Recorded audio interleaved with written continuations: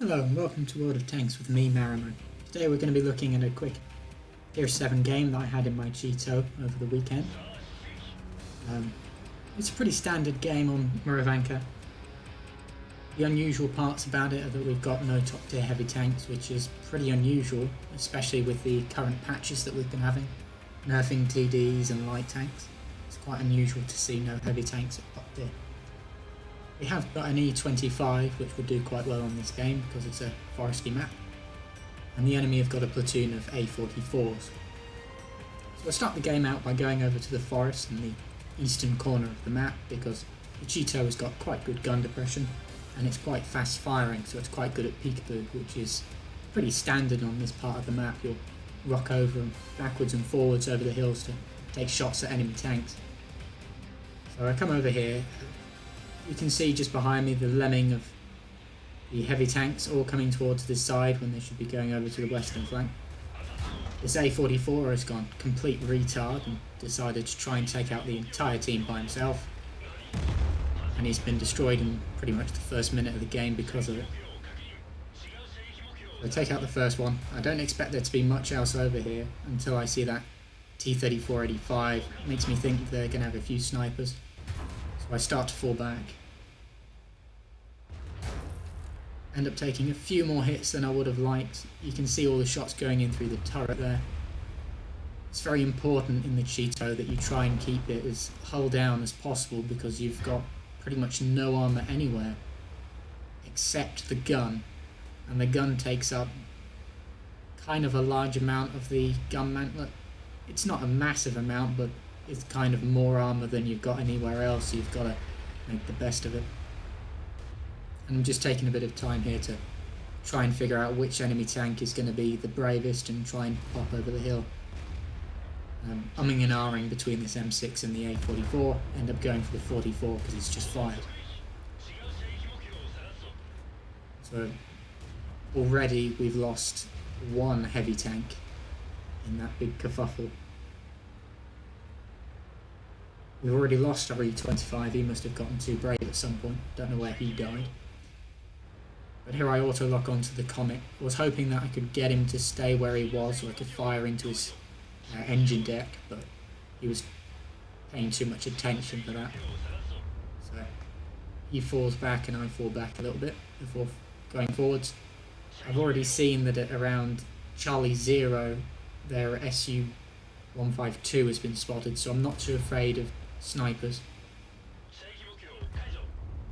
I notice that the A44 comes, so I'll take a quick pot shot at him, bounce off his lower glacis and fall back.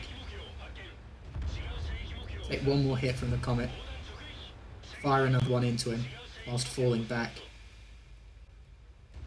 Comet is unfortunately stuck, which is quite a shame for him because it's quite a nice tank when it's fully upgraded. The turret works quite well, but when it's got the Cromwell's turret it doesn't do very well. So artillery has just taken out the A44 because, again, you know, artillery need to be taking out the camping medium tanks that are at the front of the map. Now we're just waiting for artillery to reload. More interested in spotting him because the AMX-12T's got 9 hit points and I've only got 57. All of our other tanks who came around here have managed to get themselves killed in one way or another. The light tank's just been TD'd and I'm gonna take out the Comet. It was too much of a threat spotting me for their artillery when our artillery was coming under threat, so I made the decision to push forwards and kill him. So now it's kind of just a waiting. I'm going to obviously not push forwards because they've got a massive TD and light tank still in game. If they push forwards, which we'll see in a second they do, there he is, T-37 decides to come forwards. Now if they've decided to come forwards, they could have taken out the artillery, but I think it's a stupid move, especially from him, as he was a one-shot kill and was very, very easy to send back to the garage. Now, I'm not going to push forwards at this point because the Crusade is going for our artillery. Now you'll see that I managed to get a few shots in, and at this point he's showing me his entire side, so shooting at him is very, very easy. Unfortunately, now when he moves forward, he's now covering everything except his turret. And that means that even though I'm fully aiming and giving him space to move in my shots, I just don't get clean shots at him, and so he just manages to stay alive.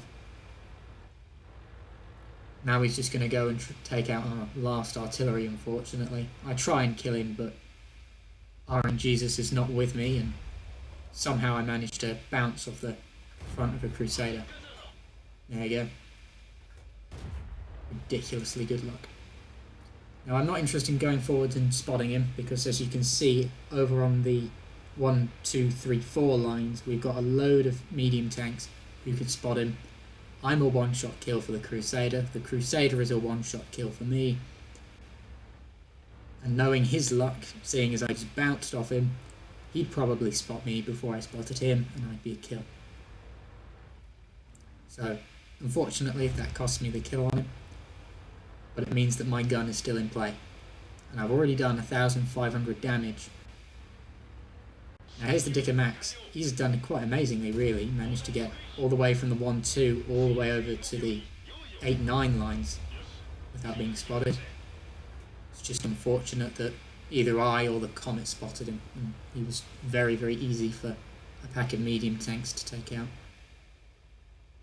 Now the Chi-Ri has just pinged the map at the last known position for the SU-152, and I've just said to him, I've only got 57 hit points. Even if I had next to full hit points, I'd probably still be a one-shot kill for him. There is no way on this planet I'm spotting him with 75mm of armour and 52 hit points. So the Chi-Ri tells me to be careful, Panzer IV-H takes a jab at me, and the Comet is doing the spotting for me, so I don't have to do anything.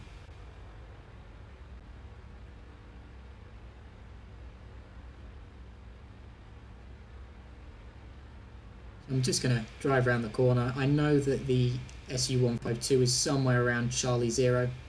Oh, it's still in Charlie 0. So I come up over the hill, and I'm going to put some shots into him just before he gets taken out. Yeah, one shot in. I have to move over the hill to try and get my gun down further. I get one into him, move to fire at his engine deck, set him on fire. He puts it out, set him on fire again, and kill him. So that's the end of the game. So, as you can see there, the Cheeto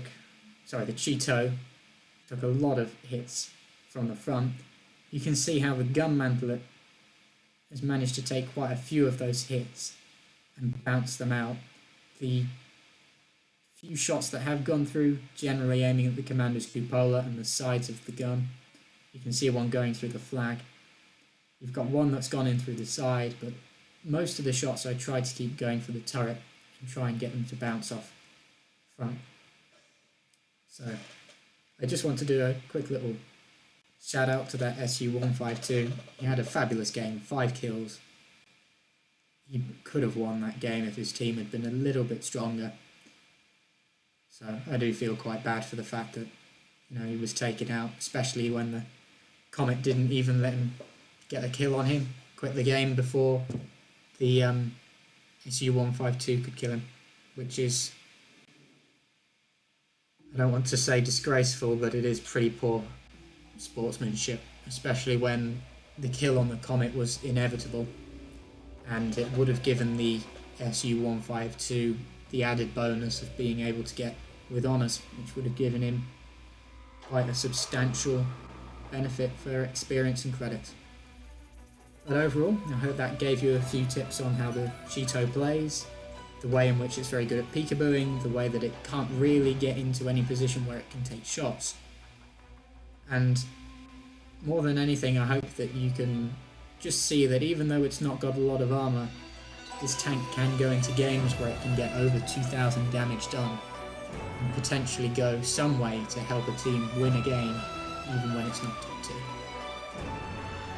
I hope you enjoyed. If you enjoyed the video, please leave a like and subscribe.